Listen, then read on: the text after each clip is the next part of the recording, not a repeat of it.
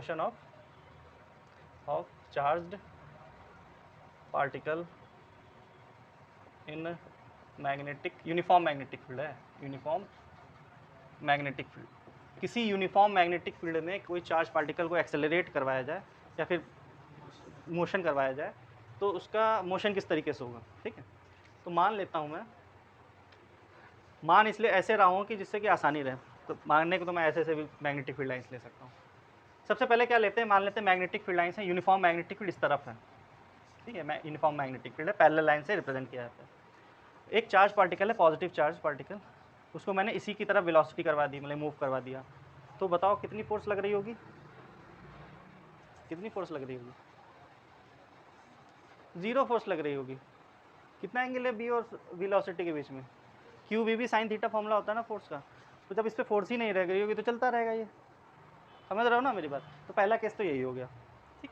जब कोई charge particle accelerate कर या मूव कराया जाए, एक्सेलरेट ना बोल के मूव करवाया जाए इन the direction of uniform magnetic field, तो उस पर कोई भी फोर्स नहीं लगेगी, कोई भी डिफ्लेक्टिंग फोर्स नहीं लगेगी, और वो मूव करता रहेगा उसी डायरेक्शन में। जब फोर्स ही नहीं लगेगी चलता रहेगा भाई। चलो लिखिए इसमें,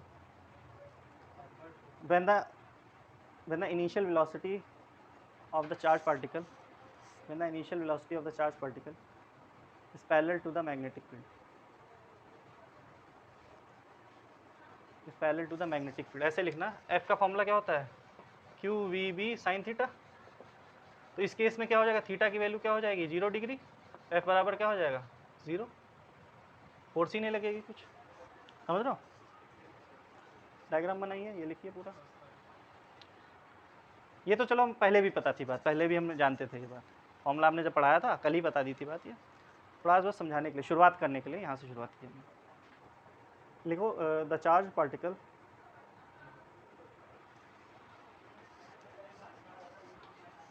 पार्टिकल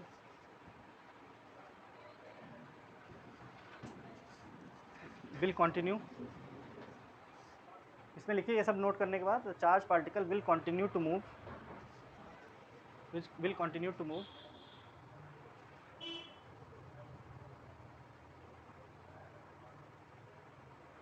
along its direction, या फिर along the direction of magnetic field, जब तक कोई फोर्स नहीं लगेगी तो ये डिफ्लेक्ट होगा ही नहीं, चलता रहेगा, समझ रहे हो। फ्रिक्शन सब कुछ नहीं माना गया है, ठीक है। अच्छा, अब बात करते हैं दूसरे तरीके की। अब चार्ज पार्टिकल को कैसे मूव कराऊंगा, परपेंडिकुलरली। मैग्नेटिक फील्ड की जो डायरेक्शन है और चार्ज के मोशन की डायरेक्शन क्या है, एक दूसरे से 90 डिग्री पे होंगी। अब देखो क्या करेंगे हम, ये केस सबको समझ में आ गया होगा। अब देखो, अब मैं मैग्नेटिक फील्ड क्या ले रहा हूँ, कन्वीनियंस के लिए मान ले रहा हूँ अंदर की तरफ पैरेलल जा रही है, सब पैरेलल लाइंस क्या जा रही हैं, अंदर की तरफ जा रही हैं। तो वहाँ कॉपी के अंदर जा रही होंगी, मेरे लिए व्हाइट बोर्ड के अंदर जा रही हैं। तो जो अंदर जाने वाली लाइन्स को कैसे रिप्रेजेंट करते हैं, क्रॉस से। ये क्रॉस बिल्कुल पैरेलल हैं एक दूसरे से, थोड़ा ध्यान से देखना, आसान है, कोई टफ नहीं है ये। The magnetic field lines are acting normally to the plane of paper, आपके प्लेन ऑफ पेपर में। अब मैंने क्या किया, एक चार्ज पार्टिकल को, देखो मैग्नेटिक फील्ड लाइंस कैसे जा रही है, अंदर की तरफ जा रही हैं, पैरेलल से ही है सब, ऐसे कई सारे पेन रख दो पैरेलल, ठीक है। तो मैग्नेटिक फील्ड लाइन सब अंदर की तरफ जा रही हैं। अब मैंने क्या किया, चार्ज पार्टिकल को ऐसे एक्सेलरेट करवाना है या फिर ऐसे मूव करवाना है। इनिशियल वेलोसिटी उसकी क्या रहेगी, सॉरी इनिशियल स्पीड क्या रहेगी, v। कोई चार्ज पार्टिकल को मैंने, q पॉजिटिव चार्ज है, मैंने इसको मूव कराया विद v वेलोसिटी, जो कि v वेलोसिटी किससे कितने एंगल पे है, सॉरी स्पीड की बात करूँगा, वेलोसिटी तो चेंज होगी उसकी। स्पीड क्या है इसकी, इनिशियल स्पीड v है। अब मुझे बताओ, और इमेजिन कर पा रहे हो ना, ये अंदर की तरफ मैग्नेटिक फील्ड, ये आपकी वेलोसिटी है, देखो अंदर की तरफ मैग्नेटिक फील्ड, ये वेलोसिटी है, 90 डिग्री पे है। बताओ फोर्स किस तरफ लग रही है, लगाइए राइट हैंड पाम को, मैग्नेटिक फील्ड अंदर की तरफ, तो देखिए मैग्नेटिक फील्ड अंदर की तरफ, वेलोसिटी ऊपर की तरफ, तो फोर्स किस तरफ लग रही है, इस तरफ। अब जैसे एक बात बताओ मुझे, हवा चल रही है, जैसे हवा चल रही है, तुमने कोई चीज़ फेंकी, तो फोर्स हवा लगाएगी तो किस तरफ मुड़ा देगी, ऐसे थोड़ा कर्व बना देती है कि नहीं। तो उसमें फोर्स बेशक इस तरफ लग रही है, लेकिन यही फोर्स इसको क्या करेगी, एक कर्व पाथ में डिफ्लेक्ट कर देगी। क्या कर देगी, डिफ्लेक्ट कर देगी, कुछ ऐसा डिफ्लेक्ट कर देगी इसको। अब पार्टिकल मूव करता जा रहा है, इसकी स्पीड चेंज नहीं हो रही, क्योंकि अभी हम पढ़ चुके हैं काइनेटिक एनर्जी कांस्टेंट रहती है। वेलोसिटी चेंज हो रही है क्योंकि डायरेक्शन चेंज हो रही है, स्पीड चेंज नहीं हो रही है। अब पार्टिकल यहाँ पे पहुँच गया, ठीक है, ध्यान से देखना। अब इसकी जो वेलोसिटी है इस तरफ होगी टेंजेंट के अलॉन्ग, या फिर स्पीड इसकी इस तरफ होगी, वेलोसिटी की डायरेक्शन इस तरफ होगी टेंजेंट के अलॉन्ग। अब मुझे अभी भी 90 डिग्री पे ही है, देखो देखो 90 डिग्री पे अभी भी है। अब बताइए फोर्स किस तरफ, यानी फोर्स इस तरफ, इस पॉइंट पे क्या लग रही थी, सेंटर है एफ, इस तरफ लग रही थी, और उस फोर्स ने इसको डिफ्लेक्ट किया यहाँ पे ऐसे कर्व पाथ में। अब यहाँ पे स्पीड की डायरेक्शन या वेलोसिटी की डायरेक्शन इस तरफ है। अब बताओ फोर्स किस तरफ लग रही होगी, नीचे साइड में लग रही होगी। देखो मैग्नेटिक फील्ड इधर अंदर की तरफ है, अंदर की तरफ मैग्नेटिक फील्ड, इधर की तरफ वेलोसिटी, थंब की डायरेक्शन, फोर्स नीचे की तरफ लग रही है। देखना अभी, अब ये फोर्स फिर से डिफ्लेक्ट करेगी उसको कर्व पाथ में, कुछ ऐसे, ठीक। अब पार्टिकल कहाँ पहुँच गया, यहाँ पे जो भी चार्ज पार्टिकल है। हाँ हाँ, यही बताने वाला हूँ। वैसे बताने के लिए तो ऐसे बता देता, गोल गोल घूमती है, अब समझ में तो आना चाहिए। अब यहाँ पे क्या होगी भाई, फोर्स यहाँ पे अगर चार्ज पार्टिकल लूँ तो इसकी डायरेक्शन किस तरफ होगी, नीचे की तरफ। अभी भी परपेंडिकुलर है, देखो तो मैग्नेटिक फील्ड अंदर की तरफ जा रही है, चार्ज पार्टिकल नीचे की तरफ, ऐसे जो ऊपर जा रहा था यहाँ पे नीचे आ रहा है, ठीक है। अब बताओ किस तरफ फोर्स लग रही है, इस तरफ लगेगी। देखो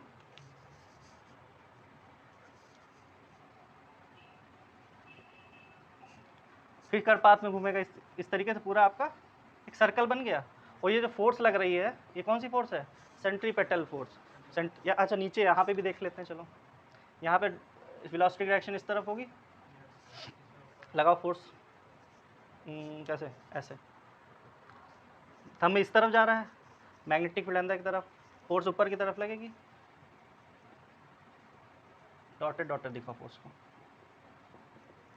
तो जब कभी कोई चार्ज पार्टिकल मैग्नेटिक फील्ड में घूम, मतलब कि उसको एक्सलेट या फिर मूव करता है किसी पर्टिकुलर बी स्पीड से, तो एक सर्कुलर पाथ क्या करता है, सर्कुलर पाथ में घूमता है, और इसकी स्पीड क्या रहती है, कांस्टेंट रहती है। तो यूनिफॉर्म सर्कुलर मोशन हो गया कि नहीं। वेलोसिटी तो बेशक चेंज हो रही है, डायरेक्शन चेंज हो रही है, लेकिन magnitude of velocity that is speed वो चेंज नहीं होगा। तो यूनिफॉर्म सर्कुलर मोशन हो रहा है कि नहीं एक तरीके से।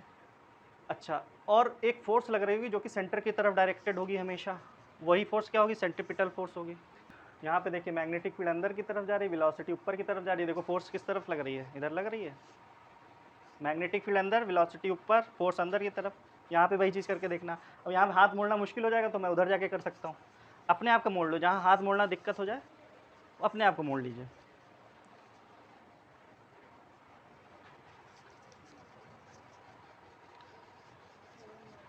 कहने का ये मतलब हुआ जब, और ये कब कंडीशन हो रही है, जब परपेंडिकुलरली मूव कर रहा है पार्टिकल। अगर किसी एंगल पे मूव कर रहा होगा तो दूसरी कंडीशन होगी, बताऊंगा कल बताऊंगा। वो हेलिक्स की फॉर्म में, हेलिकल यानी कि ऐसे ऐसे मूव करेगा। फिर यहाँ पे तो केवल सर्कुलर पाथ में मूव करेगा, वहाँ पे क्या होगा, यहाँ पे आगे या पीछे नहीं बढ़ रहा, अपनी जगह पे घूम रहा है। जब किसी, और अगर किसी एंगल पे करूँ मैं तो क्या होगा, सर्कल पाथ में तो घूमेगा। चूड़ियाँ जैसे होती हैं, चूड़ियाँ होती है ना, समझते हो, या भी जो स्प्रिंग होती है, चूड़ियाँ ना बोल के स्प्रिंग, वो कैसे मूव कर, वो कैसे होते हैं उसमें, ऐसे गोल गोल भी हो रही है, आगे भी बढ़ रही हैं, तो उसमें ये कंडीशन होगी। जैसे समझ गया। अब देखो यहाँ पे ये फोर्स की वैल्यू क्या होगी, जो सेंट्रीपिटल फोर्स हमेशा कोई दूसरी फोर्स प्रोवाइड करती है, कि धरती जैसे घूमती है सन के चारों तरफ, तो उसको सेंट्रीपिटल फोर्स कौन प्रोवाइड करती है, ग्रेविटेशनल फोर्स। जो इलेक्ट्रॉन्स घूमते हैं न्यूक्लियस के चारों तरफ, उसको कौन प्रोवाइड करती है, electrostatic force of attraction provide करती है, कहते हैं आपको सेंट्रीपिटल फोर्स। तो यहाँ पे सेंट्रीपिटल जो फोर्स होगी वो किसके बराबर होगी, जो फोर्स लग रही है मैग्नेटिक फोर्स के बराबर होगी। मैग्नेटिक फोर्स का फॉर्मूला क्या होगा, Q V B sine 90 degree is equal to 1। Theta कितना है, 1 है, थीटा सॉरी 90 डिग्री है तो 1 हो गया। इसका मान लेते हैं रेडियस कितना है, इस पर्टिकुलर जो सर्कुलर पाथ जिसमें चार्ज पार्टिकल घूम रहा है, आर है। फॉर्मूला क्या होता है, M V square upon R होता है ना सेंटीपिटल फोर्स का, क्यू वी बी। यहाँ से आर की वैल्यू बताइए, बताइए, M V upon Q we.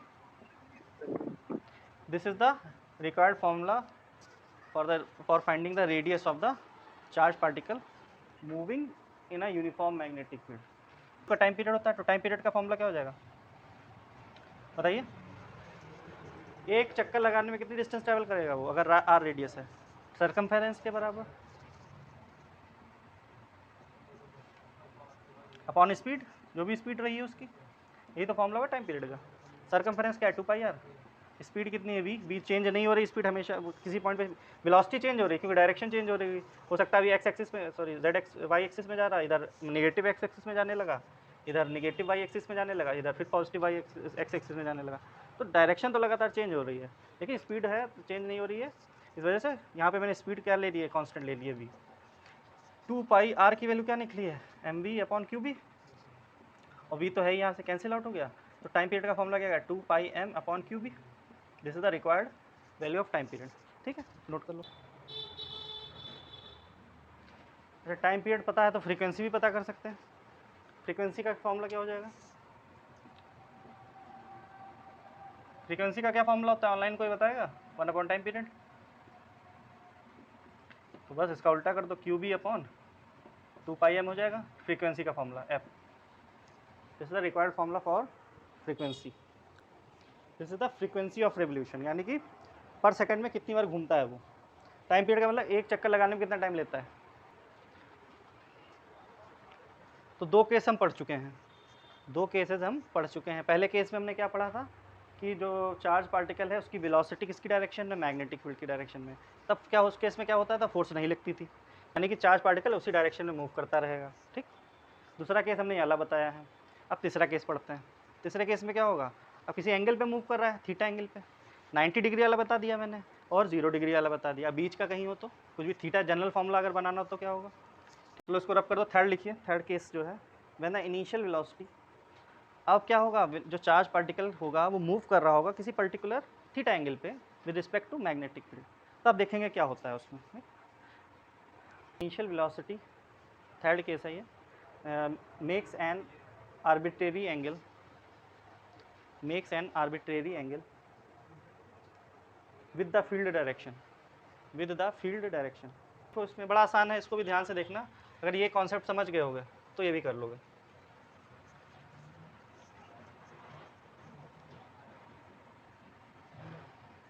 ध्यान से देखिएगा सब लोग। अब क्या हो रहा है, थर्ड केस है, इसमें मैग्नेटिक फील्ड से जो चार्ज है किसी थीटा एंगल पे मूव कर रहा है। अब देखो मैग्नेटिक फील्ड में अंदर ले सकता हूँ, लेकिन उससे क्या होगा, चीज़ें सही से दिखेंगी नहीं तुम्हें, अभी खुद पता चल जाएगा क्यों नहीं दिखेंगी। अब मैं क्या कर रहा हूँ, मैग्नेटिक फील्ड को इस तरफ ले रहा हूँ। वही बात है, रिप्रेजेंटेशन मैं कैसे भी कर सकता हूँ। रिप्रेजेंटेशन इस तरीके से की जाती है कि चीज़ जो हम बताना चाहते हैं वो दिख जाए। ठीक है, बाकी मैं क्रॉस लेके भी डायग्राम बना सकता था, लेकिन वो अब जैसे मैं कोई सर्कुलर पाथ में अंदर की तरफ बढ़ता जा रही है कोई चीज़, तो क्या इस वाले डायग्राम से दिख पाएगी, नहीं दिख पाएगी। हेलिक्स दिख पाएगा इस वाली चीज़ से। जैसे कोई रिंग्स बन रही हैं स्प्रिंग टाइप की, तो ऐसे ऐसे मैं बनाता रहूँगा, कुछ दिख रहा है तुम्हें, सर्कल ही दिख रहा है हर पॉइंट पे। हाँ, अगर ऐसे बना दूँ मैं तो तुम्हें दिखेगा। तो कहने का मतलब है आप कोऑर्डिनेट्स अपने हिसाब से चूज़ कर सकते हैं, चीज़ वही हो रही होगी, बस फ्रेम ऑफ रेफरेंस तो चेंज हो सकता है ना। एक चीज़ तो लेफ्ट से भी देख सकते हो, राइट से भी देख सकते हो, आपके ऊपर है। तो रिप्रेजेंट करने का तरीका हो गया, तो कंफ्यूज मत होना, मेन बात यह है। तो मैंने मान लिया कि एक्स डायरेक्शन में आपकी मैग्नेटिक फील्ड जा रही है और किसी वी एंगल पे, सॉरी थीटा एंगल पे एक कोई वेलोसिटी जा रही है, किसी कोई मतलब चार्ज मूव कर रहा है, पॉजिटिव चार्ज मूव कर रहा है थीटा एंगल पे। अब थीटा एंगल पे कोई चार्ज मूव कर रहा है और वी वेलोसिटी उसकी वी है। ठीक है, वी वेलोसिटी से मूव कर रहा है, वी स्पीड से मूव कर रहा है, तो उसको क्या कंपोनेंट नहीं हो सकते, हो सकते हैं। एक कंपोनेंट ये वाला हो जाएगा, एक और कंपोनेंट ऊपर हो जाएगा। ये वाला कंपोनेंट क्या होगा, बेसिकली बी की डायरेक्शन में ही होगा, पैरेलल टू बी होगा। और ये वाला कंपोनेंट क्या होगा, 90 डिग्री पे होगा। ठीक है, बेसिकली इसको ट्रांसवर्स कंपोनेंट बोलते हैं, इसको पैरेलल कंपोनेंट बोलते हैं, या फिर नाम में मत जाओ, सीधे सीधे बोलो। एक कंपोनेंट होगा जो कि direction in the same direction होगा, उसकी कहते हैं मैग्नेटिक फील्ड की। एक कंपोनेंट होगा जो परपेंडिकुलरली होगा, ये कौन सा होगा, वी साइन थीटा वाला कंपोनेंट होगा।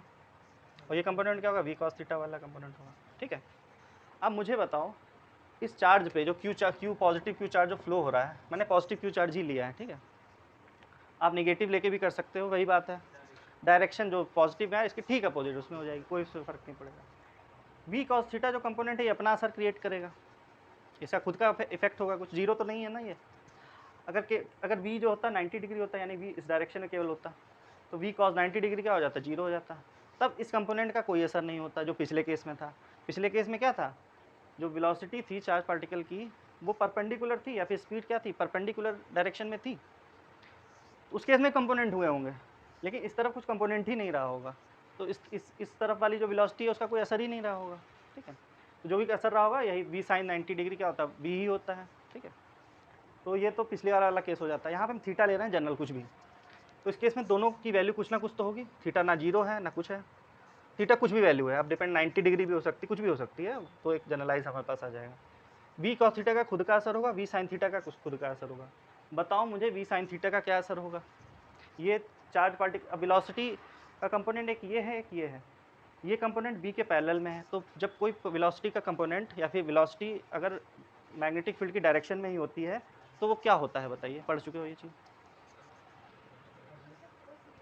फोर्स जीरो रखती है, यानी कि जो भी चार्ज पार्टिकल है वो एज इट इज़ मूव करना चाहेगा मैग्नेटिक फील्ड की तरफ, लेकिन ये अकेला कंपोनेंट तो है नहीं, ये भी है, और ये क्या करवाएगा, सर्कुलर मोशन करवाएगा। अभी पीछे सेकंड केस में पढ़ चुके हैं। कहने का मतलब है यहाँ पे चार्ज था, जो कुछ भी होगा वो पहले और दूसरे का मिक्सचर होगा। तो पहला केस पढ़ा था जिसमें 0 डिग्री पे था, पैरेलल था, और दूसरा केस था 90 डिग्री पे, दोनों का असर मिक्सचर हो रहा है कि नहीं। यानी चार्ज पार्टिकल कैसे मूव करेगा, सर्कल में भी मूव करना चाहेगा और आगे भी मूव करना चाहेगा। तो कैसा बनेगी भैया, स्प्रिंग ही तो जैसा बनेगा, हेलिकल पाथ ही तो बनेगा। समझ नहीं आया, ठीक है। यानी कि अब चार्ज पार्टिकल सर्कल भी मूव करेगा और आगे की तरफ भी शिफ्ट होता जाएगा। सर्कल में कौन मूव करवाएगा, वी साइन थीटा वाला कंपोनेंट, बिकॉज ये 90 डिग्री पे है, और आगे की तरफ कौन डिस्प्लेस करवाता जाएगा, वो वी कॉस थीटा वाला कंपोनेंट है। समझ में आ गई बात, ना समझ में आए तो पूछो। अरे यार एक चीज़ है, गोल गोल भी घूमना चाहती है और आगे बढ़ना चाहती है, तो कैसा पाथ फॉलो करेगी, एक स्प्रिंग जैसा ही तो पाथ फॉलो, हेलिकल पाथ ही तो फॉलो करेगी। समझ रहे हो ना, ये समझना बस कि वी कॉस थीटा वाला कंपोनेंट उसको आगे की तरफ शिफ्ट करना चाहता है, लेकिन अकेला कंपोनेंट होता चलो ठीक बात थी कि आगे मूव करता रहता, ये भी तो कुछ इफेक्ट करेगा क्रिएट। चलिए, जैसे किसी चीज़ को आप कोई बॉडी है उसको टेढ़े टेढ़े मूव करवाओ तो दोनों तरफ मूव करती है कि नहीं, एक्स की तरफ भी मूव करती है, वाई की तरफ भी मूव करती है। अगर उसको केवल इस तरफ ही धक्का लगाऊं तो इस तरफ ही मूव करेगी। अगर मैं इसको किसी को ऐसे धक्का लगाऊं तो क्या करेगी, कुछ एक्स तरफ भी जाएगी, कुछ वाई तरफ भी जाएगी, ठीक है। वो डिपेंड करता है ना कौन से कंपोनेंट है। यहाँ पे चीज़ें बदल रही हैं, यहाँ पे क्या हो रहा है, वी कॉस थीटा अपना असर करेगा, वी कॉस थीटा वाला अपना, तो दोनों का कंबाइंड इफेक्ट क्या होगा, हेलिकल पाथ ही तो होगा। तो कुछ ऐसा पाथ बॉडी कवर करेगी। ध्यान से देखना, ये सर्कुलर पाथ भी है आपका, क्या है, हेलिकल पाथ भी है। ये सर्कल बन रहा है और बॉडी जो पार्टिकल है डिस्प्लेस भी हो रहा है, देखिए। समझ में आ गई बात। अच्छा, ये जो अब मोशन तो उसका ऐसे भी हो सकता है, एंटी क्लॉकवाइज भी और क्लॉकवाइज भी हो सकता है, गोल गोल घूम रहा है ना, लेकिन किस तरफ घूम रहा होगा, ऐसे घूम रहा होगा कि ऐसे घूम रहा होगा बताइए। चल तो आगे की तरफ रहा है, एक्स डायरेक्शन में ही चल रहा है, ये वाई एक्सिस है, लेकिन हमें ये बताइए कि इसका जो रोटेशन होगा या फिर जो उसका मोशन होगा क्लॉकवाइज होगा कि एंटी क्लॉकवाइज होगा। सर्कुलर पाथ किसकी वजह से हो रहा है, इसकी वजह से हो रहा है, तो इसकी तरफ से ही निकालो, इसकी वजह से ही निकालो। ये इसकी वजह से तो सीधे चल रहा है, कोई दिक्कत ही नहीं है, इसकी वजह से निकालो कि फोर्स किस तरफ लग रही है, इस तरफ डिस्प्लेसमेंट हो रहा है कि इस तरफ डिस्प्लेसमेंट हो रहा है, बताइए। क्लॉकवाइज। देखो मैग्नेटिक फील्ड इस तरफ है, अब नहीं देखो देखो देखो, मैग्नेटिक फील्ड इस तरफ है, ठीक है, और फोर्स वेलोसिटी किस तरफ, ऊपर की तरफ, तो फोर्स अंदर की तरफ लगेगी, तो इस तरफ एरो जाएगा, किस तरफ जाएगा एरो आपका, इस तरफ, ऐसे क्लॉकवाइज, ऐसे क्लॉकवाइज। समझ में आ गई बात। जैसे पिछली बार कल हमने क्या बताया था, इमेजिन करना बहुत ज़रूरी है। कल मैंने बताया था मैग्नेटिक फील्ड अंदर की तरफ जा रही है, यानी ऐसे घुमा दो उस फिगर को, तो क्या यार रिंग अंदर की तरफ बनेंगे कि नहीं, तो दिखेगा कुछ हमें, ये पाथ दिख पाता, नहीं दिख पाता ना, इसलिए मैंने इसको इस फिगर को घुमा के ऐसे बना दिया, जिससे हमारी मतलब कि पूरा डायग्राम क्लियर हो जाए, वरना बनने तो ऐसे भी बन जाता, कोई दिक्कत नहीं थी। तो रिलेट करके बता रहा हूँ, ध्यान से देखना। ये मैंने डायरेक्शन क्लॉकवाइज ही क्यों ली है, और डायग्राम मैंने याला क्यों नहीं बनाया, ये भी बता रहा हूँ। वेलोसिटी क्या थी, कोई चार्ज पार्टिकल था, इस तरफ मूव कर रहा था, फिर हमने क्या लगवाया था, राइट हैंड पाम रूल इसमें भी लगाया था, कुछ ऐसे लगा था, मैग्नेटिक फील्ड अंदर की तरफ है, वेलोसिटी ऊपर की तरफ, फोर्स इस तरफ लगेगी, तो ये फोर्स क्या करती थी, इसको ऐसे घुमा देती थी, फिर यहाँ वाली फोर्स उसको मतलब अंदर सेंटर की तरफ हमेशा एक फोर्स लग रही थी। यहाँ पे वेलोसिटी क्या थी पार्टिकल की, इस तरफ थी, यहाँ पे भी हमने लगाया था ऐसे, नीचे की तरफ फोर्स लग रही है, तो इसने इस तरफ डिस्प्लेस कर दिया उसको। यहाँ पे वेलोसिटी इस तरफ है, फिर लगाया हमने कुछ इधर की तरफ लग रहा है, समझ रहे हो, इधर से किया तो वेलोसिटी इस तरफ थी, फोर्स अंदर की तरफ लगी होगी, यानी कुछ ऐसे ऊपर की तरफ है, तो एक सर्कुलर पाथ मूव कर रहा था। अगर ये डायग्राम अगर मैं देखूं तो अगर वी कॉस थीटा वाला भी कंपोनेंट होता है, यानी थीटा डिग्री पे होती वेलोसिटी, तो अंदर की आगे भी बढ़ रहा होता, तो आगे यार मैं दिखाता कैसे, ये बताओ। आगे जो मोशन था मैं दिखा ही नहीं पाता, इसलिए हमने ये वाला चूज़ नहीं किया, ठीक है। और यहाँ पे हमने क्लॉकवाइज डायरेक्शन ही क्यों ली थी वो भी देख लो। जिस तरफ आपकी फोर्स लगेगी उसी तरफ तो आपका डिफ्लेक्ट होगा। इधर देखिए ज़रा, अंदर की तरफ डिफ्लेक्ट हो रहा है तो अंदर की तरफ एरो ऐसे ही तो बनेगा।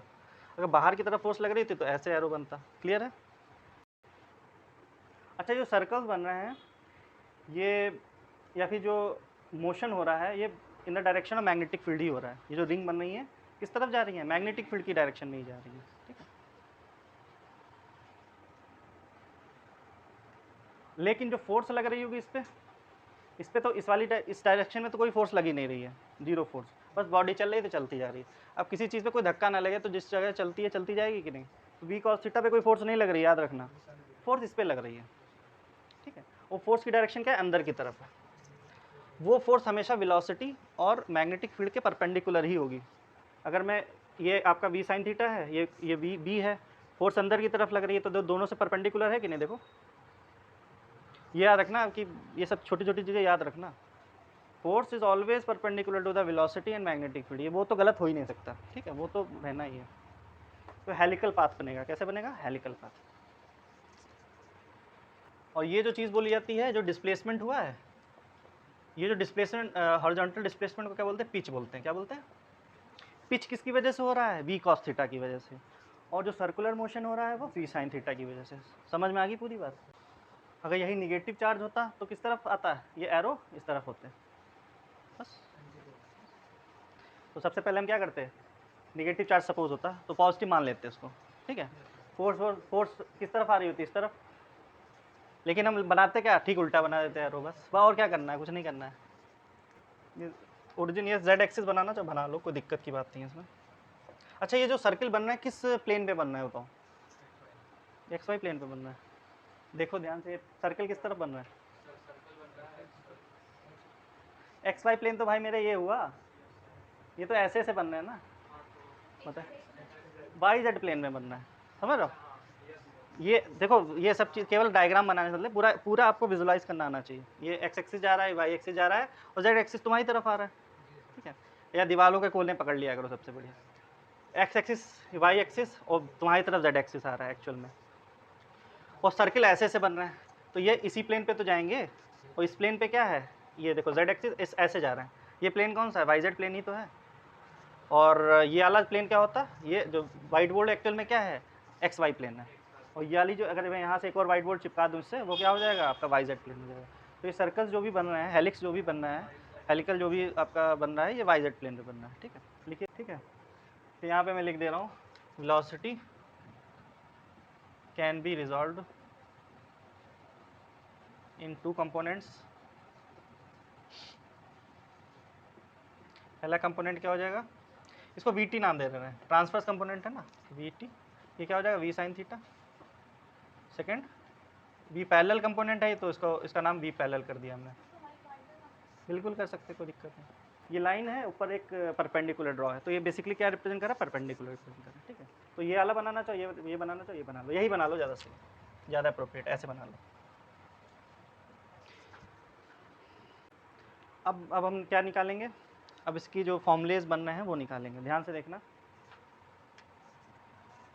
सबसे पहले सर्कुलर पाथ में घूम रहा है, सबका रेडियस सेम है, उसका रेडियस की वैल्यू क्या हो जाएगी? अगर मैं बात करूं, आर का फॉर्मूला क्या था? M B upon Q B आ रहा था। वो तो वी था आपका नॉर्मल, वी एक ही डायरेक्शन में था। यहाँ पे वी कौन सा लेना है? सर्कुलर पाथ किसकी वजह से है? इस वाले कंपोनेंट की वजह से है। तो यहाँ पे मैंने कौन सा कंपोनेंट का नाम लिख दिया? ये वाला कंपोनेंट का नाम लिख दिया, ठीक है। तो क्या हो जाएगा? एम वी साइन थीटा, जो चीज़ जिसकी वजह से हो रही है वो लिखनी है, ठीक है। तो आर का फॉर्मूला क्या लिखोगे जब हेलिकल पाथ वाले क्वेश्चन आएंगे? M B sine theta upon Q B, because ये जिसकी वजह से भी कॉज हो रहा है, सर्कुलर पाथ में घूम रहा है, आगे की डिस्टेंस से मतलब थोड़ी ना है। ये वाला फॉर्मूला हो गया। दूसरा हमने क्या निकाला था? सरकमफेरेंस, सॉरी वो आपका टाइम पीरियड। टाइम पीरियड के लिए क्या फॉर्मूला यूज़ करोगे? Circumference upon speed. सरकमफेरेंस कितना होगा? 2 पाई आर। अपॉन स्पीड कितनी, कौन सी लोगे स्पीड? सर्कुलर पाथ किसकी वजह से हो रहा है भाई? वी, ये वाले वी साइन थीटा कंपोनेंट की वजह से। तो 2 पाई आर की वैल्यू क्या निकल के आई थी? M B sine theta upon Q B. और ये वाला कंपोनेंट क्या है, वी साइन थीटा है, थीटा थीटा कट गया, साइन थीटा कट गया, बचेगा क्या, टू, और वी से वी भी कैंसिल आउट, बचेगा क्या 2 पाई एम, ये उसी तरीके फॉर्मूला आ गया 2 pi M upon Q B, this is the required formula for the time, for finding the time period. देखो टाइम पीरियड किस पे डिपेंड नहीं कर रहा है, ना रेडियस पे डिपेंड कर रहा है ना वेलोसिटी पे, ये भी बहुत इंपॉर्टेंट बात है। कहने का मतलब अगर मान लो बहुत तेज़ी से कोई जा रहा है, कोई पार्टिकल बहुत, देखो यहाँ पे देखो रेडियस किस पे डिपेंड करता है, वेलोसिटी पे। जो पार्टिकल ज़्यादा वेलोसिटी से मूव करेगा उसका रेडियस भी ज़्यादा होगा। तो यानी कि टाइम पीरियड अपने हिसाब से, यानी कि सर्कल का रेडियस उस हिसाब से एडजस्ट हो जाता है। जैसे मान लो बहुत तेज़ मूव कर रहा है कोई पार्टिकल, तो उसका रेडियस उतना ज़्यादा बड़ा हो जाता है। टाइम पीरियड अपने आप आपका एडजस्ट हो जाता है। टाइम पीरियड की वैल्यू जो है आपका रेडियस पे भी डिपेंड नहीं करती है, ना ही स्पीड पे डिपेंड करती है। कहीं कर रही है, किस पे डिपेंड कर रही है, 2 पाई पे, मास पे, क्यू पे और बी पे, सब कांस्टेंट क्वांटिटी है। कहीं लेना देना है इनका, डायरेक्टली लेना देना नहीं है कुछ इनका। आपका टाइम पीरियड इसलिए इंडिपेंडेंट है फ्रॉम आर एंड बी। तो दिमाग में आ रहा होगा तेज मैं कर दूँ स्पीड तो टाइम पीरियड कम हो जाएगा, तेज मैं पार्टिकल की स्पीड कर दूँ तो जल्दी चक्कर काट लेगा, नहीं, उसी हिसाब से रेडियस बढ़ जाएगा उतना। ठीक है ना, क्योंकि ये वाला फॉर्मूला या इससे पहले वाला formula M B upon Q B, velocity बढ़ाने पे आर बढ़ रहा है, टाइम पीरियड अपने आप उतना ही कांस्टेंट रहेगा। टाइम पीरियड इन चीज़ों पे डिपेंड करेगा जो कि ऑलरेडी कांस्टेंट है। तो रखना एक और चीज़ मैं बताऊँ, कि सर्कुलर पाथ में कब तक मूव करेगा, मतलब कि जहाँ तक मैग्नेटिक फील्ड होगी, जहाँ तक मैग्नेटिक फील्ड, अगर जब तक चार्ज पार्टिकल मैग्नेटिक फील्ड में रहेगा तब तक ही वो गोल गोल घूमेगा। जैसे अगर मान लेते हैं मैग्नेटिक फील्ड नहीं है किस पोर्शन में, तो सीधा ही चलेगा। ठीक है, मैग्नेटिक फोर्स फील्ड की वजह से ही तो फोर्स लगती है, तभी वो गोल गोल घूमेगा। वो भी गोल गोल कब घूमेगा, जब परपेंडिकुलर वेलोसिटी है उसकी। तो याद रखना, जैसे मान लेते हैं कोई फील्ड है, मैग्नेटिक फील्ड है, अंदर की तरफ लग रही है, कोई इलेक्ट्रॉन या फिर कोई पॉजिटिव चार्ज है, इसको आगे की तरफ प्रोजेक्ट कर रहा है, तो ऐसे घूमेगा, ऐसे घूमेगा। अब तो इसके आगे मैग्नेटिक फील्ड है नहीं, तो वापस ऐसे मूव करने लगेगा। अगर यहाँ पे पूरी मैग्नेटिक फील्ड होती तो ये पूरा सर्कुलर पाथ कवर करता है। जहाँ पे मैग्नेटिक फील्ड नहीं होगी वहाँ पे गोल गोल घूमना बंद कर देगा। ठीक है, जहाँ तक है मैग्नेटिक फील्ड वहीं तक ये कर्व पाथ में मूव करेगा। इतना समझ गया कि नहीं? चलिए आगे लिखिए, इसके फ्रीक्वेंसी भी निकल जाएगी, इसका उल्टा हो जाएगा। फ्रीक्वेंसी का क्या हो जाएगा पूछ लेना। ये 1/t हो जाएगा, तो कितना हो जाएगा 2 Q B upon 2 pi M. This is the required formula for frequency. Pitch भी तो निकालनी है, पिच कैसे निकालोगे, दिमाग लगाओ, बताइए पिच कैसे निकालेंगे आप। ये ध्यान से देखना, पार्टिकल यहाँ से मोशन करना, यहाँ से घूमना शुरू हुआ है, एक टाइम पीरियड के बाद ही तो आगे शिफ्ट हुआ है। जब एक सर्किल पूरा हुआ होगा तब आगे शिफ्ट हो गया होगा। ठीक, और कुछ किस वेलोसिटी से शिफ्ट हो रहा है, बी कॉस थीटा की वजह से शिफ्ट हो रहा है। तो पिच का क्या फॉर्मूला हो जाएगा, पिच बेसिकली है तो डिस्टेंस ही। डिस्टेंस का फॉर्मूला क्या होता है, time multiply by speed. Speed कौन सी लेनी है, वी कॉस थीटा, और टाइम कौन सा लेना है, टाइम पीरियड। जब एक चक्कर लगेगा ऐसे डिस्प्लेस हो रहा है, ऐसे फिर ऐसे फिर ऐसे, यानी एक जब एक टाइम पीरियड पूरा होगा, एक चक्कर पूरा होगा तभी आगे डिस्प्लेस करेगा। ऐसे नहीं ऐसे हुआ फिर आगे चला गया, तो हेलिकल थोड़ी बनेगा। समझ रहे हो ना मेरी बात, ऐसे फिर ऐसे फिर ऐसे, जब पूरा चक्कर एक हो जाएगा तब आगे बढ़ता है।